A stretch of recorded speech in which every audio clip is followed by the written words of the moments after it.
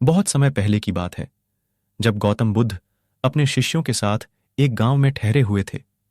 गांव का माहौल हमेशा खुशहाल रहता था, लेकिन वहां का सबसे धनी व्यापारी सुधाकर हमेशा चिंतित और उदास दिखाई देता था। सुधाकर के पास बहुत संपत्ति थी, उसकी हवेली सोने और चांदी से सजी रहती थी, लेकिन उसकी आंखों में एक अजीब सी उदासी झलकती थी।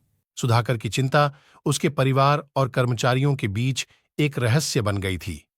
उसकी पत्नी सविता भी यह समझ नहीं पा रही थी कि आखिर किस चीज की कमी है जो सुधाकर को परेशान किए हुए है।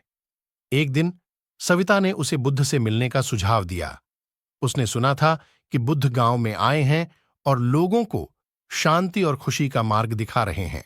सुधाकर ने आगे बढ़कर बुद्ध से कहा, गुरुजी, मेरे पास सब कुछ है, धन, संपत्ति, परिवार, लेकिन फिर भी मैं खुश नहीं हूं। मुझे हमेशा चिंता और उदासी घेरे रहती है। कृपया मुझे बताइए कि मैं सच्ची खुशी कैसे पा सकता हूं। बुद्ध ने ध्यान से सुधाकर की बात सुनी और फिर धीरे से मुस्कुराए। उन्होंने सुधाकर से कहा, सुधाकर, सच्ची खुशी बाहरी वस्तुओं में नहीं, बल्कि हमारे भीतर होती है। अगर तुम सच में सच्ची खुशी पाना चाहते हो, तो तुम्हें अपने मन की शांति और दूसरों की सेवा करनी होगी। सुधाकर ने थोड़ा आश्चर्यचकित होकर पूछा, लेकिन गुरुजी, मैं यह कैसे कर सकता हूं? बुद्ध ने सुधाकर को अपने साथ एक यात्रा पर चलने के लिए कहा। सुधाकर, जो पहले ही काफी उलझन में था, ने बुद्ध की बात मान ली और उनके साथ चल पड़ा।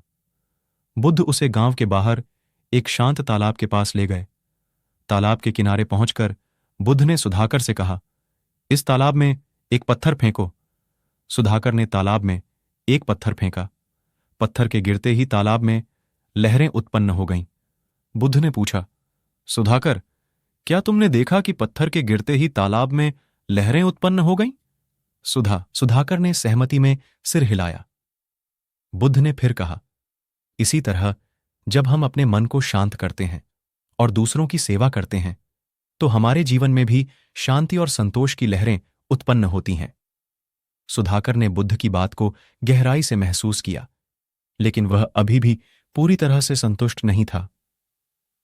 उसने बुद्ध से कहा, गुरुजी, आपकी बातों में गहराई है, तब मैं तुम्हें सच्ची खुशी का मार्ग और अधिक स्पष्टता से दिखाऊंगा। सुधाकर ने पूरी रात बेचैनी में बिताई। उसे नींद नहीं आई। उसने सोचा, क्या वास्तव में खुशी बाहरी वस्तुओं में नहीं है?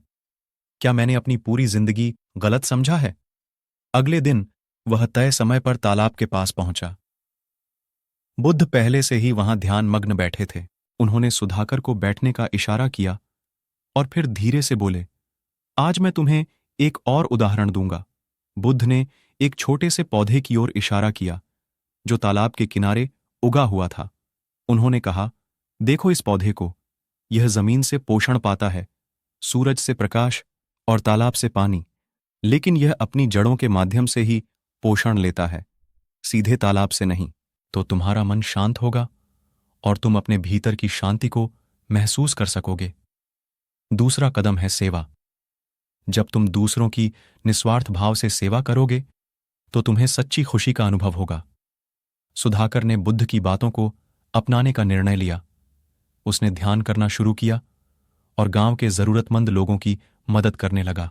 उसने अपनी संपत्ति का एक बड़ा हिस्सा दान में देना शुरू कर दिया और जरूरतमंदों की सेवा में लग गया। धीरे धीरे उसने महसूस किया कि उसकी चिंताएं और उदासी कम हो गई हैं। उसके मन में शांति और संतोष का अनुभव होने लगा। वह अब पहले से कहीं ज्यादा खुश और संतुष्ट महसूस करने लगा। उसकी पत्नी सविता और बच्चे भी इस बदलाव से खुश थे और उन्होंने सुधाकर का समर्थन किया। सुधाकर की इस यात्रा ने गांव के अन्य लोगों को भी प्रेरित किया। वे भी अपनी बाहरी आकांक्षाओं को छोड़कर अपने भीतर की शांति और सेवा की ओर ध्यान देने लगे। गांव में एक नया माहौल बनने लगा, जहां लोग एक दूसरे की मदद करते थे और सच्ची खुशी का अनुभव करते थे। गौतम बुद्ध की यह कहानी हमें यह सिखाती है कि सच्ची खुशी बाहरी वस्तुओं में नहीं, बल्कि हमारे भीतर की शांति और दूसरों की सेवा में है। जब हम अपने मन को शांत करते हैं और निस्वार्थ